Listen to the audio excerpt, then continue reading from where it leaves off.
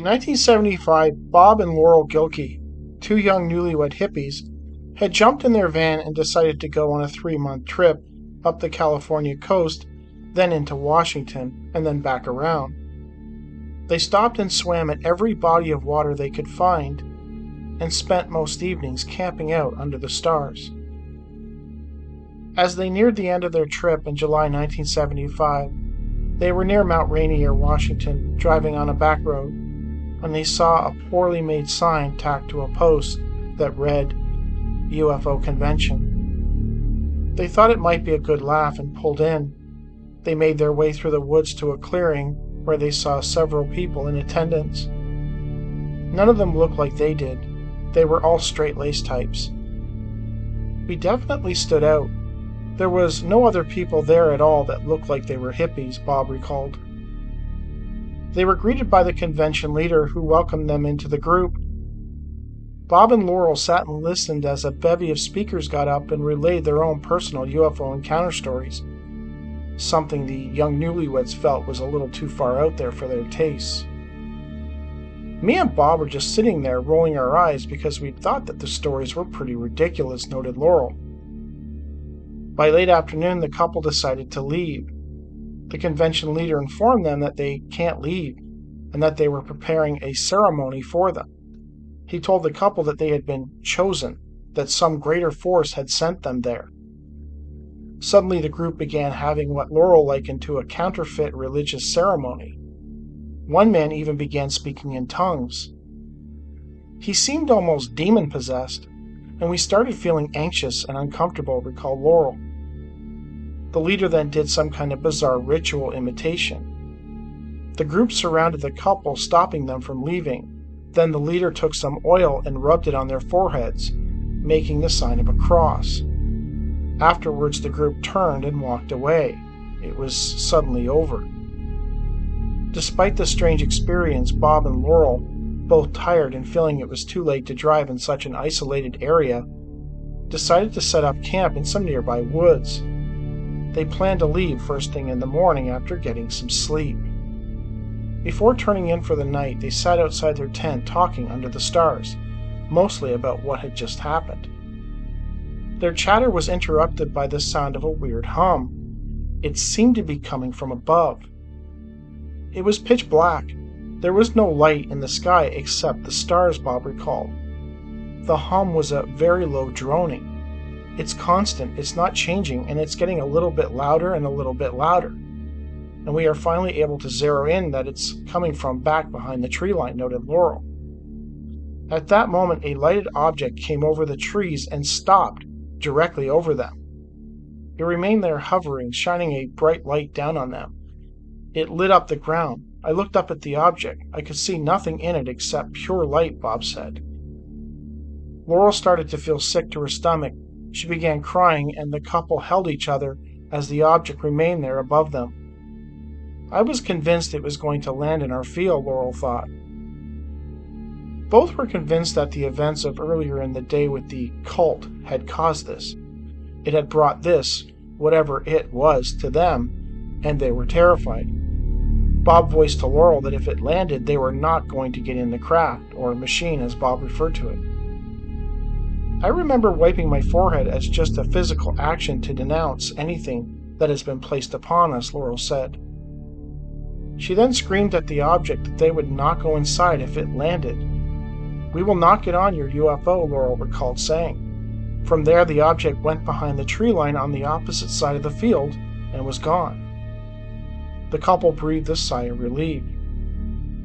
They never saw the cult again, and over the years they have pondered the events of that day and just who these strange people were.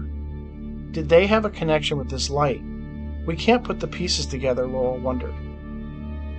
Laurel and Bob Gilkey's story was recreated for the Travel Channel special, UFOs Crash My Vacation, which aired in 2013.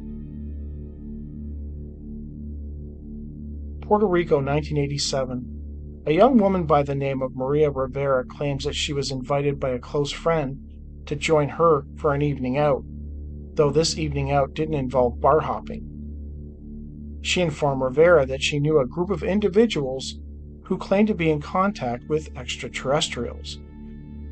They had planned to meet in the woods of La Cascada, La Mina, and El Yunque later that evening. Thinking it might be interesting, Rivera agreed to go. The group met up and with flashlights hiked out to the area of the cascade. It was around 1 a.m. According to Maria, soon after arriving, they all began to hear strange noises, resembling odd whistling coming from both sides of the forest.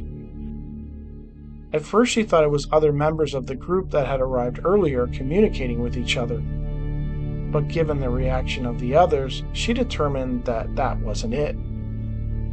Soon they could also hear a sound resembling some type of gibberish in rapid succession, like mice. Sometimes it seemed to come at different speeds, climbing and lowering in intensity. It was at that point that something truly terrifying began to play out. Rivera and the others suddenly saw a glow coming from the forest. As Rivera focused on the glow, she could make out several strange beings with large glowing eyes standing inside the glow. Whatever these things were, Maria knew right away that they were not human. It became apparent that the noises they had been hearing originated from these creatures that were now jumping and running amongst the trees in the forest around the group. The eyes of the creatures were large, quote, like light bulbs, and slanted to the sides. In the dark, their skin tone could not be discerned, but they appeared to be very thin, almost skeleton-like. What was seen of their skin seemed to emanate a soft phosphorescence. Their muscle tone appeared sinewy, and they all had very thin, dangling arms. Rivera noted she could not see their hands. The creatures moved around stealth-like and ghostly movements.